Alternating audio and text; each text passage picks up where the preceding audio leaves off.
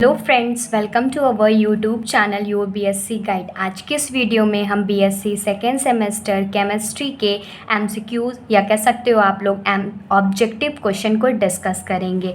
मैंने केमिस्ट्री का second semester का syllabus, most important chapter, unit, topic, यहाँ तक कि यूनिट 1 से लेकर के यूनिट 8 तक डिस्क्रिप्टिव के सारे यूनिट के मोस्ट इम्पॉर्टेंट क्वेश्चन करा दिया है और उसके सॉल्यूशन भी प्रोवाइड किया है। मैंने बहुत ही डिटेल में पढ़ाया भी हुआ है, समझाया भी हुआ है और उसके क्वेश्चंस भी करा दिए हुए हैं। बहुत सारी यूनिवर्सिटी में क्या हो रहा है कि बहुत पैटर्न जो है वो एमसीक्यूज़ वाला है, ऑब्जेक्टिव में देना है, ओएमआर शीट पे आप लोगों को एमसीक्यूज़ रिप्रेजेंट करना है। तो बहुत सारे स्टूडेंट कह रहे हैं कि मैम एमसीक्यूज़ भी करा दीजिए। तो मैं आप लोगों के लिए, मेरे पास भी एक सीरीज़ है जिसमें एमसीक्यूज़ क्वेश्चंस हैं, इम्पॉर्टेंट हैं, जिसको आप लोग पढ़ लीजिएगा। मैं तो बार बार यही रिकमेंड कर रही हूँ कि आप लोग पहले एक बार अच्छे से चैप्टर अच्छे से पढ़ लीजिए, फिर उसके बाद एमसीक्यूज़ क्वेश्चन देखिए, क्योंकि एक ओवरव्यू मिल जाता है कि चैप्टर में कह क्या रहा है। क्योंकि जो होता है डिस्क्रिप्टिव से ही तो एमसीक्यूज़ बनता है ना। और ये जो यूनिट 3 है, केमिस्ट्री ऑफ न्यूक्लिक एसिड, इसको भी मैंने बहुत अच्छे से पढ़ाया भी हुआ है और इसके मोस्ट इम्पॉर्टेंट क्वेश्चन में देखेंगे ना तो उसी से ही आप लोगों के एमसीक्यूज़ भी बनेंगे। तो आप लोग वो सारी वीडियोस को ज़रूर देख लीजिएगा और most important chapter, unit, topic वाली वीडियो भी देख लीजिएगा। उससे आप लोगों को ये हेल्प मिलेगी कि आप लोग कितना पढ़ के एग्ज़ाम में अच्छा स्कोर कर सकते हैं। ठीक, तो वीडियो को स्टार्ट करते हैं। तो सबसे पहला क्वेश्चन है, मैं आप लोगों को इसमें आंसर भी बताते हुए चलूँगी, तो आप लोग पहले क्वेश्चन को ध्यान से समझ लीजिए, फिर आंसर को टिक लगा दूँगी तो आप लोग पॉज करके स्क्रीनशॉट ले लीजिएगा। ठीक, nucleic acid are polymer of, nucleic acid किसका पॉलीमर है? तो मैंने आप लोगों को बताया भी हुआ है, न्यूक्लियोटाइड और राइबोन्यूक्लियोटाइड का ये पॉलीमर है। तो फर्स्ट का क्या हो जाएगा? ए का हो गया। जिसका ये हिंदी वाला है, जिसको है तो वो भी देख लेगा, तो दोनों का आप लोगों को हो जाएगा। ठीक, नेक्स्ट क्वेश्चन है, which sugar is present in DNA. एक चीज़ और मैं बता दूँ, इसमें यूनिट 3 और यूनिट 4 दोनों मैं आप लोगों को कंबाइन करके करा दूंगी, ताकि आप लोगों का एग्ज़ाम भी बहुत क्लोज है तो आप लोगों को ज़्यादा वेट करने की ज़रूरत ना पड़े और आप लोग जल्दी से जल्दी कवर कर लें। ठीक, क्वेश्चन सेकेंड है, which sugar is present in DNA. DNA में कौन सा शुगर प्रेजेंट होता है? 2 डीऑक्सी जो शुगर है ये डीएनए में प्रेजेंट होता है। ठीक, हिंदी मीडियम वाले भी ये वीडियो देख सकते हैं क्योंकि हिंदी में भी है। Question number 3, which base is present in RNA but not in DNA. कौन सा ऐसा बेस है जो कि आरएनए में तो प्रेजेंट होता है लेकिन डीएनए में वो प्रेजेंट नहीं होता? तो ये होता है यूरेसिल। यूरेसिल देखिए आरएनए में प्रेजेंट होता है लेकिन यूरेसिल डीएनए में नहीं प्रेजेंट होता। जब मैंने आप लोगों को डीएनए का स्ट्रक्चर पढ़ाया हुआ है, Watson Crick model of DNA में देखेंगे आप लोग, मैंने पढ़ाया भी हुआ है उसमें, न्यूक्लिक एसिड वाले पूरे चैप्टर में मैंने बहुत अच्छे समझाया किया हुआ है कि जो एडेनिन है थायमीन के साथ डबल बॉन्ड बनाता है, ग्वानिन और साइटोसिन के साथ बनाता है। यूरेसिल जो है ये आरएनए में प्रेजेंट होता है, डीएनए में नहीं प्रेजेंट होता है। क्वेश्चन नंबर 4 है, adenosine is an example of. जो एडिनोसिन है वो किसका एग्जाम्पल है? तो वो है प्यूरीन बेस का एग्जाम्पल। एडिनोसिन किसका एग्जाम्पल है? प्यूरीन बेस का एग्जाम्पल है। एक चीज़ और आप लोग ध्यान में रखिएगा कि आप लोग पहले एमसीक्यूज़ में क्या होता है कि लोग ऑप्शन देख लेते हैं और क्वेश्चन पढ़ के जाते नहीं हैं। अगर क्वेश्चन में थोड़ा सा भी चेंज कर दिया तब आप लोग क्या करेंगे? इसीलिए मैं आप लोगों को रिकमेंड करती हूँ कि आप लोग पहले अच्छे से क्वेश्चन को पढ़ लीजिए, समझ लीजिए, फिर उसके आंसर्स को देख लीजिए। चारों पहले ऑप्शंस देख लीजिए, फिर उसके बाद आंसर्स को देख लीजिए। ठीक, क्वेश्चन नंबर 5 देखते हैं, विच वन इज़ पॉलीन्यूक्लियोटाइड। कौन सा इसमें से पॉलीन्यूक्लियोटाइड है? तो 5th का आंसर होगा न्यूक्लिक एसिड। जो न्यूक्लिक एसिड है वो पॉलीन्यूक्लियोटाइड है। न्यूक्लिक एसिड की भी डिफिनीशन मैंने आप लोगों को बहुत अच्छे से कराई हुई है, तो आप लोग वो वाली वीडियोज़ देखना चाहें तो देख सकते हैं, नहीं तो एमसीक्यूज़, अगर सिर्फ आपको एमसीक्यूज़ ही पढ़ना है तो वो भी देख सकते हैं, कोई फोर्स नहीं है आप लोगों के ऊपर। ठीक, क्वेश्चन नंबर 6 है, द प्रेजेंस और absence of hydroxyl group on which carbon atom of sugar differentiate RNA and DNA. मतलब कह रहा है द प्रेजेंस और एब्सेंस ऑफ हाइड्रोक्सिल ग्रुप, मतलब उसका हाइड्रोक्सिल ग्रुप का प्रेजेंस होना या एब्सेंस होना ऑन विच कार्बन एटम, कौन से कार्बन एटम के शुगर पे डिफरेंशिएट करता है कि वो आरएनए है कि वो डीएनए है। तो क्या डिफर करता है? वो सेकेंड सेकेंड जो कार्बन एटम होता है उसके हाइड्रोक्सी ग्रुप पे ये डिपेंड करता है कि वो सब्सटेंस आरएनए है कि वो डीएनए है। कुछ और भी क्वेश्चंस हैं इसमें, देख लेते हैं यूनिट 3 के। ये हिंदी में भी दिया गया है, हिंदी में भी देख सकते हैं। ठीक, क्वेश्चन नंबर 7 है the sugar present in RNA molecule. RNA molecule में जो शुगर प्रेजेंट होता है वो कौन सा शुगर होता है? Beta D ribose sugar found होता है आरएनए में। फिर अब नेक्स्ट क्वेश्चन देखते हैं। In both DNA and RNA heterocyclic base and phosphate ester linkage are at. जो आरएनए और डीएनए में जो हेट्रोसाइक्लिक बेस और फॉस्फेट जो ईस्टर होता है वो लिंकेज किस में होता है? ये होता है कार्बन 1 और कार्बन 5 में respectively of the sugar molecule. इसमें ये लिंकेज पाया जाता है और ये लिंकेज बीटा लिंकेज के नाम से भी जाना जाता है। ठीक, 9th वाला देख लेते हैं। 9th है in DNA the complementary base are. जो कॉम्प्लीमेंट्री बेस होता है वो एडेनिन एंड थाइमीन का होता है। मैंने आप लोगों को बताया हुआ है डीएनए जो एडेनिन थाइमीन से डबल बॉन्ड से अटैच होता है और ग्वानिन साइटोसिन के साथ ट्रिपल बॉन्ड से अटैच होता है। तो 9 का ऑप्शन क्या हो गया? सी हो गया। ठीक, अब 10th वाला देखते हैं। Which of the following are purine bases. अब प्यूरीन बेसिस इसमें से बताना है। ये ग्वानीन है। ग्वानीन क्या होता है? ये एक तरह का प्यूरीन बेस है। तो यूनिट 3 के 10 MCQs करा दिए हैं। बाकी आप लोग जब चैप्टर पढ़ेंगे तो उसके अंदर से बन सकते हैं। तो आप लोग को इतना ज़रूर है कि एक बार अच्छे से पढ़ लीजिएगा और MCQs तो देख लीजिएगा क्योंकि ईजी आएंगे, बहुत टफ नहीं आने वाले हैं। तो आप लोग टेंशन मत लीजिए। ठीक, अब यूनिट नंबर 4 के देख लेते हैं।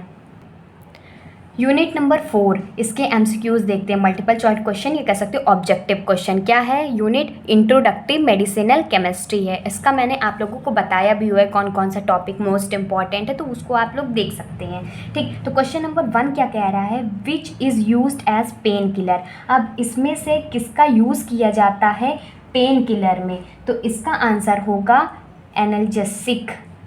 एनाल्जेसिक इसका यूज़ किया जाता है पेन किलर, मतलब दर्द की दवा में इसका यूज़ किया जाता है। इसको हिंदी में कहते हैं दर्दनाशक। हिंदी से ही समझ में आ रहा है ना? आपके पेपर में हिंदी इंग्लिश दोनों आएगा। अगर इंग्लिश में कोई चीज़ नहीं समझ में आता है तो आप लोग हिंदी से भी देख के कर सकते हैं। देखिए, दर्दनाशक है तो पेन किलर का मतलब ही होता है दर्द को ख़त्म करने वाली।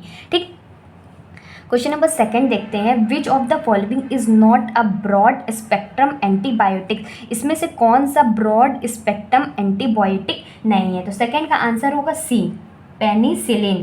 पेनिसिलिन। ठीक, आगे और भी क्वेश्चंस है, देख लेते हैं। क्वेश्चन नंबर 3 है एस्पिरिन इज आ। अब एस्पिरिन क्या है? ये एस्पिरिन एक तरह का एनाल्जेसिक है। ठीक, ये एस्पिरिन एक तरह का एनाल्जेसिक है जिसका यूज़ किया जाता है पेन किलर के तौर पे। ठीक, क्वेश्चन नंबर 4 है use the chemicals for therapeutic effect is called. जो थेराप्यूटिक इफेक्ट के लिए कौन से केमिकल का यूज़ किया जाता है वो है कीमियोथेरेपी। कीमियोथेरेपी का यूज़ किया जाता है। क्वेश्चन नंबर 5 देखते हैं। Which of the following is not a target molecule for drug function in body. ठीक, इसमें से बताना है कौन सा ऐसा विच of the following is not a target molecule, जो कि नहीं है, टारगेट मॉलिक्यूल नहीं है ड्रग फंक्शन बॉडी के लिए। तो इसका आंसर होगा विटामिन, क्योंकि कार्बोहाइड्रेट्स लिपिड प्रोटीन का भी यूज़ होता है, विटामिन का यूज़ नहीं होता है। क्वेश्चन नंबर 6 है aspirin act as an analgesic because it. इसका आंसर होगा inhibit the synthesis of prostaglandins which stimulate inflammation of the tissue. 6 का क्या होगा? ए होगा। अब इसके आगे देख लेते हैं। The carboxyl functional group COOH जिसे हम कहते हैं इस प्रेजेंट इन किस में प्रेजेंट होता है? ये एस्पिरिन में प्रेजेंट होता है। The correct structure of the drug paracetamol. अब इसमें से बताना है जो ड्रग का पैरासीटामॉल जो जिसका फीवर के लिए यूज़ होता है, बहुत अच्छे से मैंने इसको कराया भी हुआ है। ठीक, पैरासीटामॉल के लिए इसका यूज़ होता है, तो ये इसका करेक्ट स्ट्रक्चर क्या होगा?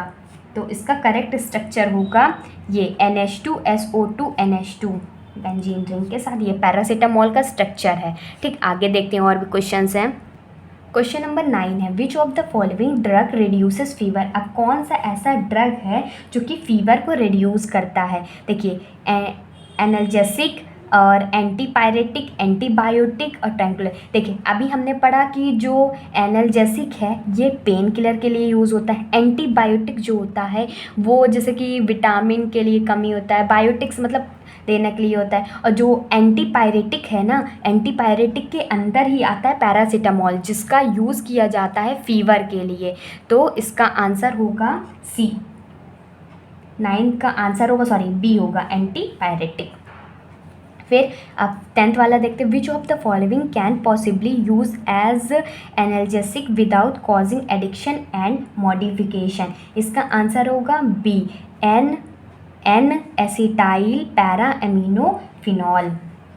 आगे देखते हैं, क्वेश्चन नंबर 11 है, which statement about aspirin is not true. अब इसमें से बताना है कि कौन सा स्टेटमेंट एस्पिरिन के लिए ट्रू नहीं है। देखिए ये इफेक्टिव होता है पेन के लिए तो होता ही है, और जब पेन होता है तो एंटी ब्लड क्लॉटिंग एक्शन में भी इसका काम होता है, और न्यूरोलॉजिकल एक्टिव ड्रग ये तो है ही है। जो एस्पिरिन है वो नार्कोटिक एनाल्जेसिक में ये बिहेव नहीं करता है, इसके अंदर नहीं आता है। तो 11 का ए जो है ये ट्रू नहीं है। एक चीज़ और मैं बता दे रही हूँ कि आप लोग वीडियो को स्किप करके बिल्कुल भी मत देखा करिए। मैं बीच बीच में इंपॉर्टेंट इन्फॉर्मेशन भी देती रहती हूँ। अगर आप लोगों की मिस हो गई तो आप लोग एग्ज़ाम के टाइम पे वो चीज़ें याद नहीं रखेंगे। इसीलिए मैं कह रही हूँ कि आप लोग अच्छे से ध्यान से वीडियो को हर एक बात सुनिए। और एग्ज़ाम से रिलेटेड अगर आपकी कोई टिप्स चाहिए होगी तो मैंने एक प्लेलिस्ट भी बनाई हुई है एग्ज़ाम टिप्स और ट्रिक्स की। उसमें मैंने आप लोगों को बताया भी हुआ है कि कॉपी कैसे रिप्रेजेंट करते हैं, कॉपी एग्ज़ाम के टाइम पे टाइम मैनेज कैसे करना चाहिए, OMR में आप लोगों का हो रहा है तो उसमें आप लोगों को कैसे मैनेज करना चाहिए, टाइम कैसे करें, और क्या मेन चीज़ आप लोगों को ध्यान में रखनी चाहिए। ठीक, तो उसको ध्यान में आप लोग रखेंगे तो एग्ज़ाम जो होगा वो आपका बहुत अच्छा जाएगा। ठीक, अब क्वेश्चन नंबर 12 देखते हैं। क्लोरामफेनिकोल इज़, जो क्लोरामफेनिकोल है वो क्या है? एक तरह का ये ब्रॉड स्पेक्ट्रम एंटीबायोटिक है। ठीक, अब नेक्स्ट क्वेश्चन देखते हैं। नेक्स्ट क्वेश्चन है, a narrow spectrum antibiotic is active against. जो एक नैरो स्पेक्ट्रम एंटीबायोटिक होता है वो किसके अगेंस्ट वर्क करता है? Gram positive and gram negative bacteria के अगेंस्ट। ठीक, question number 14, which among of the following is not an antibiotic. कौन से इसमें से एंटीबायोटिक नहीं है? ऑक्सीटोसिन नहीं है, हाँ पेनिसिलिन है, ये भी है, ये भी है। ये ऑक्सीटोसिन जो है ये एंटीबायोटिक नहीं है। अब लास्ट क्वेश्चन देखते हैं, ये भी क्वेश्चन काफ़ी इंपॉर्टेंट है। Which among the following HIV AIDS related drug. ये क्वेश्चन तो पूछा ही जाता है हमेशा कि जो इसमें से बताना है कौन सा जो HIV एड्स जो कि human immunodeficiency virus AIDS related drugs, इसमें से कौन सा है? तो ये है AZT, इसे कहते हैं एजिडोथाइमीन, इसको नाम है। ठीक, तो मैंने यूनिट 3 और यूनिट 4 के आप लोगों को मोस्ट इंपॉर्टेंट क्वेश्चन बता दिया है MCQs के। बाकी आप लोग अगर डिस्क्रिप्टिव चलता है तो उसके भी सारे यूनिट के मैंने आप लोगों को डिस्क्रिप्टिव भी करा दिया हुआ है, सारे यूनिट को अच्छे से पढ़ा भी दिया हुआ है। तो आप लोग मेरे चैनल पर जाइए, सेकेंड सेमेस्टर की प्लेलिस्ट बनी हुई, आप वहाँ से जा कर के देख सकते हैं। और एक चीज़ और, मैं केमिस्ट्री के साथ साथ फिज़िक्स और मैथमेटिक्स भी प्रोवाइड करती हूँ। और जो पेपर्स रहते हैं मेरे पास, जो पेपर अवेलेबल रहते हैं जिस भी सेमेस्टर का है, मैं आप लोगों को उसको भी डिस्कस करती हूँ, ताकि क्योंकि प्रीवियस ईयर क्वेश्चन पेपर आता ही आता है। ठीक, मेरे पास जो होगा मैं आप लोगों को प्रोवाइड करूँगी। बाकी आप नए हैं तो प्लीज़ चैनल को सब्सक्राइब कर लीजिएगा, और वीडियो सच में अच्छा लगता है, दिल से अच्छा लगता है तो वीडियो को एक लाइक कर दीजिएगा, और प्यारा सा कॉमेंट ज़रूर कर दिया करिए, ताकि मुझे भी पता चल सके कि आप लोगों को हाँ समझ में आता है। कोई भी क्वेरी है आप पूछ सकते हैं। कम्युनिटी टैब में बहुत सारे पोस्ट मैं पोस्ट करती हूँ कि स्टूडेंट का रिव्यू आता है, तो बहुत सारे स्टूडेंट बोलते भी हैं कि मैम आपका पढ़ाया हुआ टॉपिक, आपका पढ़ाया हुआ क्वेश्चन आता है। तो मुझे भी प्राउड फील होता है ना कि आप लोगों को मैं जो पढ़ा रही हूँ सही पढ़ा रही हूँ, रियल कंटेंट दे रही हूँ। तो आप लोग प्लीज़ चैनल को सपोर्ट कीजिए, नया है तो प्लीज़ सब्सक्राइब कर लीजिएगा। Goodbye and stay safe.